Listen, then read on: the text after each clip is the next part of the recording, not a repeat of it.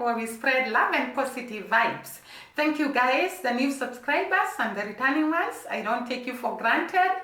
I really value you and I appreciate you so much. Now today, there is something I saw that actually made me realize that Jamaica was just remaining a very small,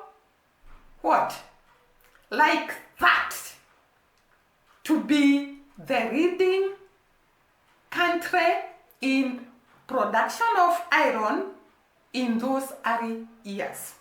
Actually, this title was taken by Britain. Britain became the world leading iron exporter during the Industrial Revolution. This title was meant for Jamaica. Did you know that? Now listen to the story. I have started by telling you that right now it is said that Britain was actually the world's leading exporter of iron in the Industrial Revolution. But I repeat again, that title was meant to be Jamaicans. Why is it so? Before I go to why, I want to say I think Jamaica was destined for greatness. When God was creating Jamaica, He wanted Jamaica to be a leading country, to be one of the most popular, influential, and rich countries in the world. And that is why we see Jamaica is known all over the world. It has got influence, cultural vibes, activities, competitions. It has influence all over the world. And now I come to realize that Jamaica missed by a whisk to be a leading world iron exporter in the Industrial Revolution. Now, Jamaica had people that had been caught as slaves in West and Central Africa.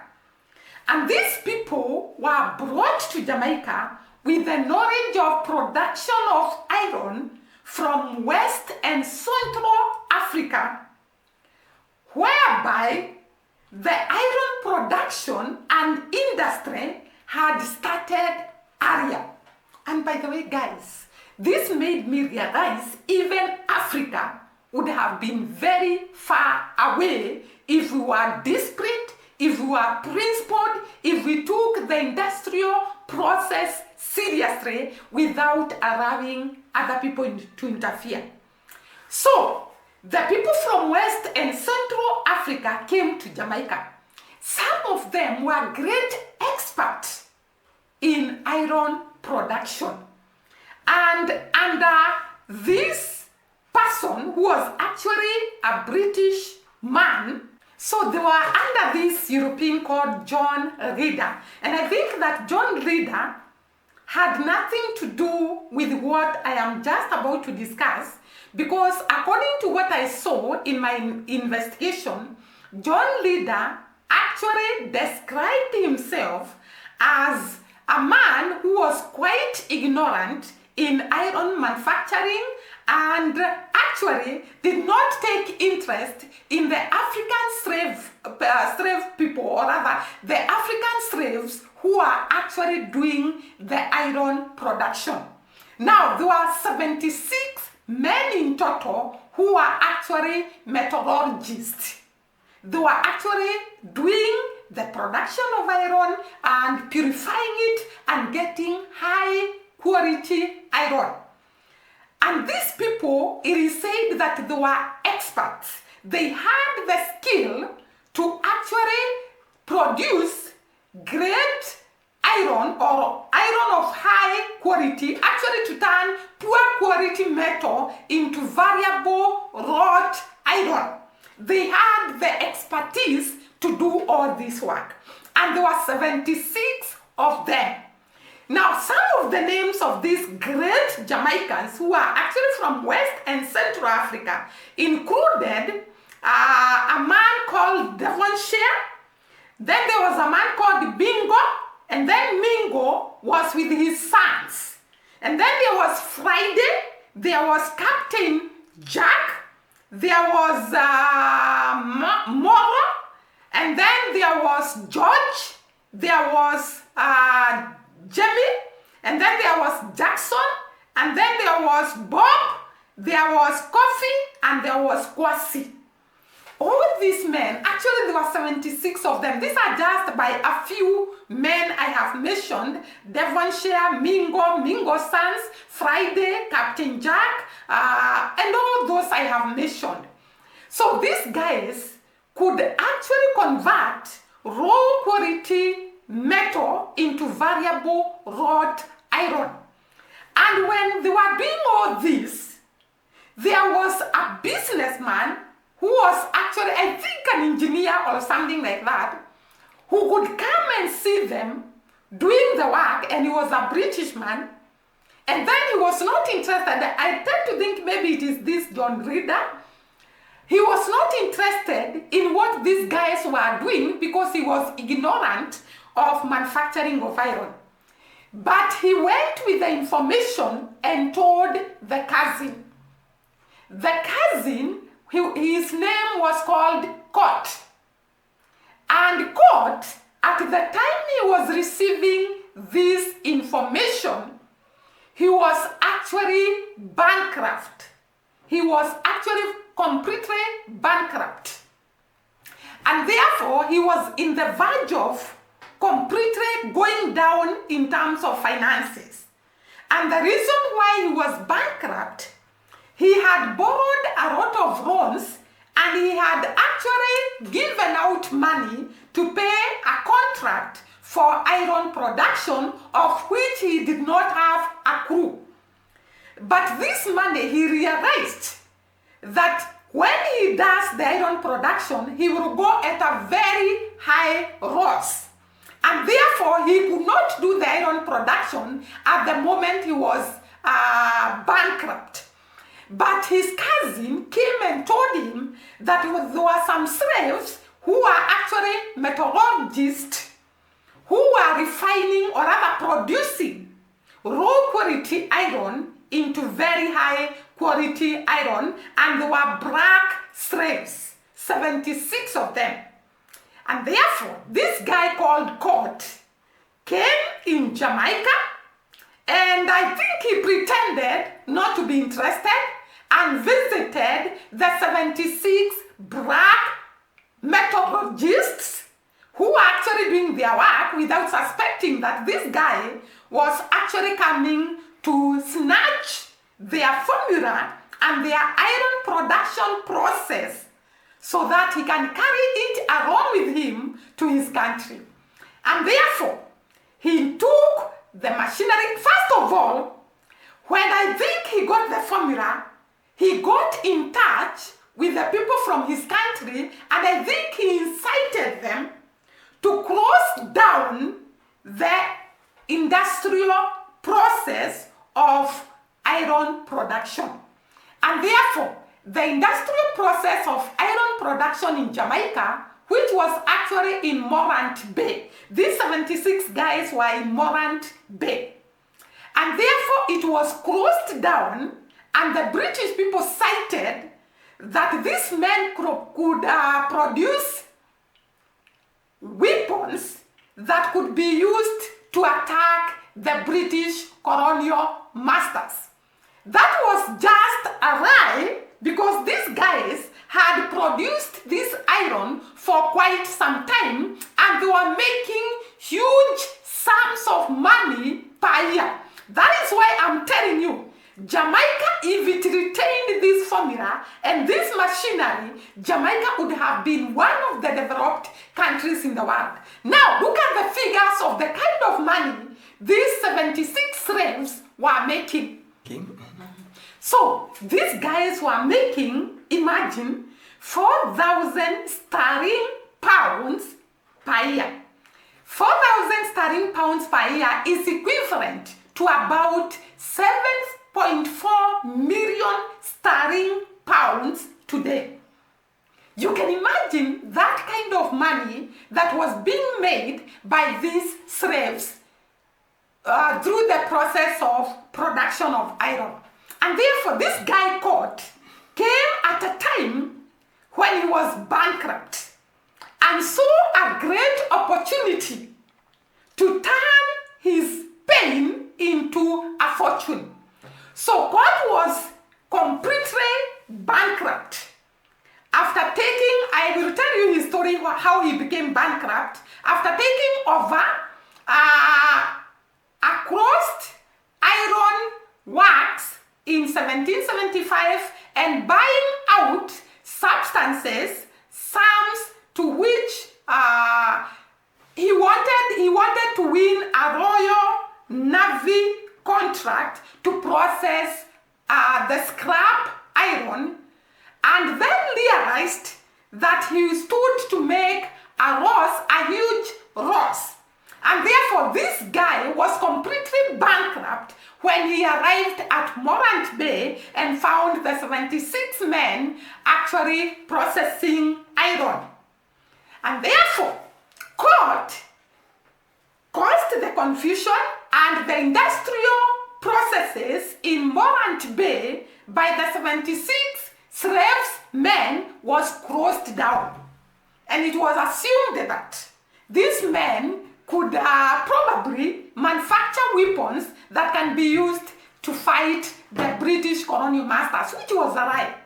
And therefore the guy went with the machinery to Britain and started doing the processing and production of iron. I think at first he was doing it for his own benefit, but later the British government came to realize and took over the process.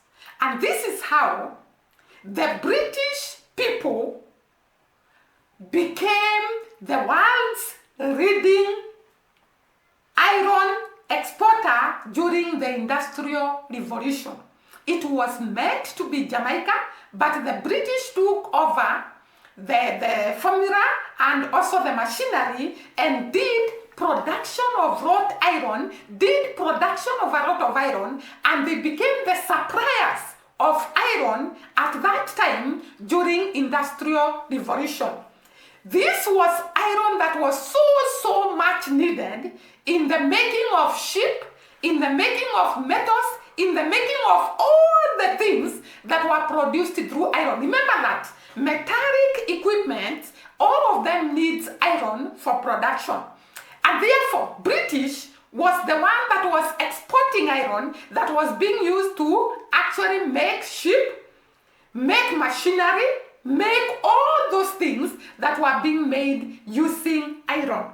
And therefore, British completely transformed its economy through a formula, through innovation, through creativity of 76 Jamaican men.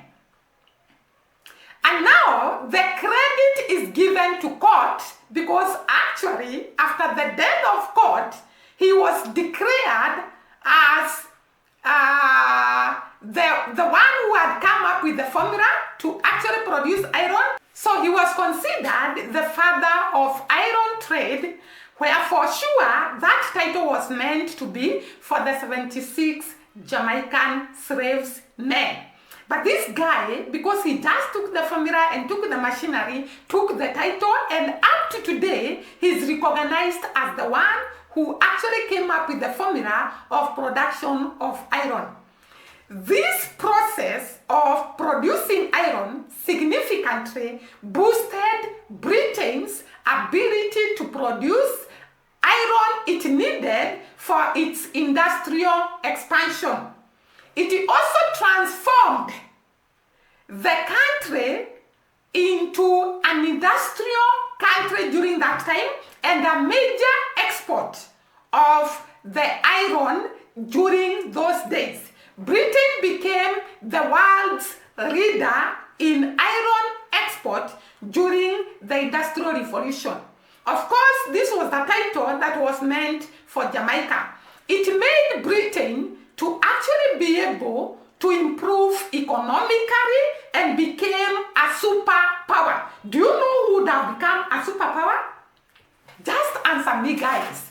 Jamaica would have become a superpower. It was actually meant, all this was meant for Jamaica. The industrial expansion, the world leading exporter of iron, and the economic superpower of the time. So Britain became the economic superpower of those times, and it was highly recognized all over the world. Imagine that was the position of Jamaica. It also transformed the face of Britain with iron palaces, e.g. Crystal Palace, Iron Palace, New Palace or Q Palace or Q Gardens. There were so many palaces that were constructed using the iron produced during this time. So, the industrial processes, or rather the industrial development in Britain, can be given credit to Jamaica. The industrial expansion in Britain gets credit from Jamaica. The title superpower that Britain acquired, actually they should actually thank Jamaica for giving them that title. And currently, the name developed country, Britain should actually thank Jamaica, because where they are, Jamaica played a very great role, because the economic boost that Britain got from the iron industry, it is still experienced even up to today. The palaces that were built, we can see them even up to today. So all that thanks to the 76 black Jamaicans, metallurgists, who actually gave out their formula and gave out their machinery to Cort, who went and brought about industrial revolution in Britain. Now, where does Jamaica stand in all this? Now, before we go to where Jamaica stands in all this, let us capture some things that were happening during all this time when Jamaica's formula and process was being taken away. So, I have said once and again, Henry Cort is actually the man, let me use the word still, who stole Jamaican iron industrial formula and went with it to UK and actually started using it to boost himself economically. And actually, before then, we realized that this guy was actually completely bankrupt. Now, the formula and the industrial process that took place in the production of iron made an impact globally. Because in the whole universe, there was the industrial revolution globally. And this industrial revolution actually would have started in Jamaica. Because the iron that was produced in Britain, actually it was the iron that was being used during the industrial revolution globally. And that is why economically Britain became a superpower. Because all the money that was coming from the iron that was being sold was being given to Britain. Imagine the 76 slaves were still languishing in Jamaica, cultivating in the sugar plantations, doing all the work that the slaves were doing, while their formula was actually doing a great work in Britain. Henry Cort is the man actually responsible for taking the formula, I've said that very many times, and actually denied these Jamaicans their ability to transform Jamaica into one of the superpowers in the world. The technique which he actually used was the same technique that was being used by the 76 slaves. Actually, according to John Glider, who was actually interacting with these 76 slaves, these guys were so talented and they were so innovative and they were so thorough in their work that they could make all that money I have mentioned. They were able to convert raw quality iron into very high quality iron. The innovation allowed for the efficient conversion of scrap iron and conversion of raw quality iron into high quality iron with a lot of strength, and which can be used in industry, or which was being used in the industry, and therefore there was transformation in terms of industry in Britain.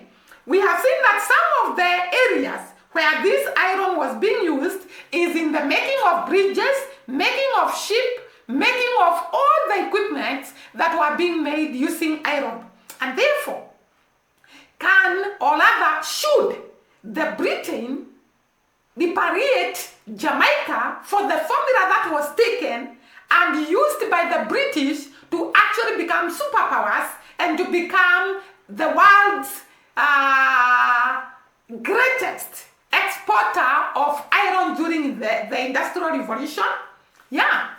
There is a guy who has taken this case forward that Jamaica should be paid reparation for the formula that was taken from them and for the money Britain made using this formula. And therefore, if Jamaica can be paid the reparation money for this, Jamaica can transform into the world's leading country economically. Already Jamaica, without this formula and without this industrial production of iron, Jamaica has gone a milestone.